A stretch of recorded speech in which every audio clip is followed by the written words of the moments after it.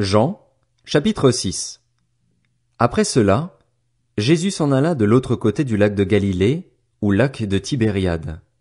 Une grande foule le suivait, parce que les gens voyaient les signes miraculeux qu'il faisait sur les malades. Jésus monta sur la montagne, et là il s'assit avec ses disciples. Or la Pâque, la fête juive, était proche. Jésus leva les yeux et vit une grande foule venir vers lui. Il dit à Philippe, « Où achèterons-nous des pains pour que ces gens aient à manger ?» Il disait cela pour le mettre à l'épreuve, car lui-même savait ce qu'il allait faire. Philippe lui répondit, « Les pains qu'on aurait pour 200 pièces d'argent ne suffiraient pas pour que chacun en reçoive un peu. » Un de ses disciples, André, le frère de Simon-Pierre, lui dit, « Il y a ici un jeune garçon qui a 5 pains d'orge et 2 poissons, mais qu'est-ce que cela pour tant de monde ?» Jésus dit, « Faites asseoir ces gens. » Il y avait beaucoup d'herbe à cet endroit. Ils s'assirent donc, au nombre d'environ 5000 hommes. Jésus prit les pains, remercia Dieu et les distribua aux disciples, qui les donnèrent à ceux qui étaient là. Il leur distribua de même des poissons, autant qu'ils en voulurent. Lorsqu'ils furent rassasiés, il dit à ses disciples, « Ramassez les morceaux qui restent, afin que rien ne se perde. » Ils les ramassèrent donc et ils remplirent 12 paniers avec les morceaux qui restaient des 5 pains d'orge après que tous eurent mangé. À la vue du signe miraculeux que Jésus avait fait, ces gens disaient, « Cet homme est vraiment le prophète qui doit venir dans le monde. » Cependant Jésus, sachant qu'ils allaient venir l'enlever pour le faire roi, se retira de nouveau sur la montagne, tout seul. Le soir venu, ses disciples descendirent au bord du lac. Ils montèrent dans une barque pour traverser le lac et se rendre à Capernaüm. Il faisait déjà nuit et Jésus ne les avait pas encore rejoints. Le vent soufflait avec violence et le lac était agité. Après avoir ramé environ 5 kilomètres, ils virent Jésus qui marchait sur l'eau et s'approchait de la barque, et ils eurent peur. Mais Jésus leur dit, « C'est moi, n'ayez pas peur. » Ils voulurent alors le prendre dans la barque, et aussitôt celle-ci aborda à l'endroit où ils allaient. Le lendemain, la foule restée de l'autre côté du lac remarqua qu'il n'y avait eu là qu'une seule barque et que Jésus n'était pas monté dedans avec ses disciples, mais que ceux-ci étaient partis seuls. D'autres barques arrivèrent de Tibériade, près de l'endroit où ils avaient mangé le pain après que le Seigneur eut remercié Dieu. Quand les gens s'aperçurent que ni Jésus ni ses disciples n'étaient là, ils montèrent dans ces barques et allèrent à Capernaüm à la recherche de Jésus. Ils le trouvèrent de l'autre côté du lac et lui dirent, « Maître, quand es-tu venu ici ?» Jésus leur répondit, « en vérité, je vous le dis, vous me cherchez non parce que vous avez vu des signes, mais parce que vous avez mangé du pain et que vous avez été rassasiés. Travaillez, non pour la nourriture périssable, mais pour celle qui subsiste pour la vie éternelle, celle que le Fils de l'homme vous donnera, car c'est lui que le Père, Dieu lui-même, a marqué de son empreinte. » Ils lui dirent, « Que devons-nous faire pour accomplir les œuvres de Dieu ?»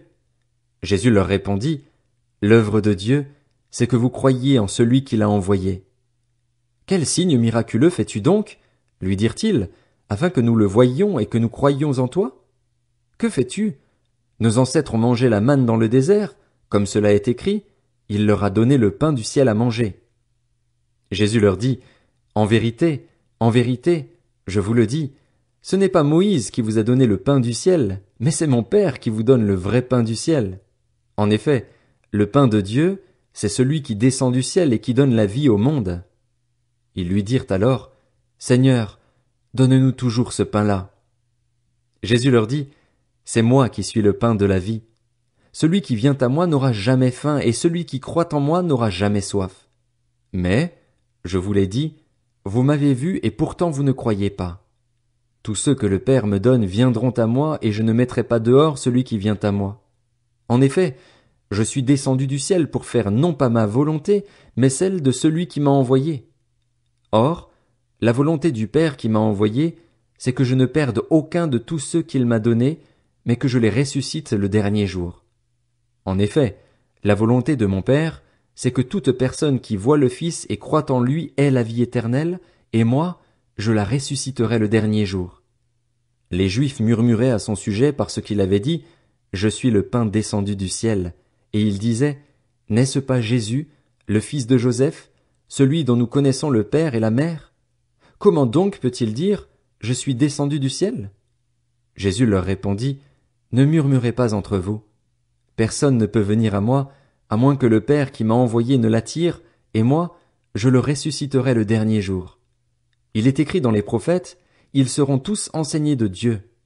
Ainsi donc, toute personne qui a entendu le Père et s'est laissé instruire vient à moi. C'est que personne n'a vu le Père, sauf celui qui vient de Dieu. Lui, il a vu le Père. En vérité, je vous le dis, celui qui croit en moi a la vie éternelle. Je suis le pain de la vie. Vos ancêtres ont mangé la manne dans le désert et ils sont morts. Voici comment est le pain qui descend du ciel. Celui qui en mange ne mourra pas. Je suis le pain vivant descendu du ciel. Si quelqu'un mange de ce pain, il vivra éternellement, et le pain que je donnerai, c'est mon corps, que je donnerai pour la vie du monde. Là-dessus, les Juifs se mirent à discuter vivement entre eux, disant, Comment peut-il nous donner son corps à manger? Jésus leur dit, En vérité, je vous le dis, si vous ne mangez pas le corps du Fils de l'homme et si vous ne buvez pas son sang, vous n'avez pas la vie en vous-même. Celui qui mange mon corps et qui boit mon sang a la vie éternelle, et moi, je le ressusciterai le dernier jour. En effet, mon corps est vraiment une nourriture et mon sang est vraiment une boisson. Celui qui mange mon corps et qui boit mon sang demeure en moi, et moi je demeure en lui. Tout comme le Père qui est vivant m'a envoyé et que je vis grâce au Père, ainsi celui qui me mange vivra grâce à moi. Voilà comment est le pain descendu du ciel. Il n'est pas comme la manne que vos ancêtres ont mangée. Eux sont morts, mais celui qui mange de ce pain vivra éternellement. Jésus dit ces paroles alors qu'il enseignait dans une synagogue à Capernaüm. Après l'avoir entendu, beaucoup de ses disciples dirent, Cette parole est dure. Qui peut l'écouter? Jésus savait en lui-même que ses disciples murmuraient à ce sujet. Il leur dit, Cela vous scandalise? Si vous voyiez le Fils de l'homme monter là où il était auparavant. C'est l'Esprit qui fait vivre, l'homme n'arrive à rien. Les paroles que je vous dis sont esprit et vie, mais il y en a parmi vous quelques-uns qui ne croient pas. En effet, Jésus savait dès le début qui étaient ceux qui ne croyaient pas et qui était celui qui le trahirait. Il ajouta, Voilà pourquoi je vous ai dit que personne ne peut venir à moi à moins que cela ne lui soit donné par mon Père. Dès ce moment, beaucoup de ses disciples se retirèrent et arrêtèrent de marcher avec lui. Jésus dit alors aux 12, Et vous, ne voulez-vous pas aussi vous en aller?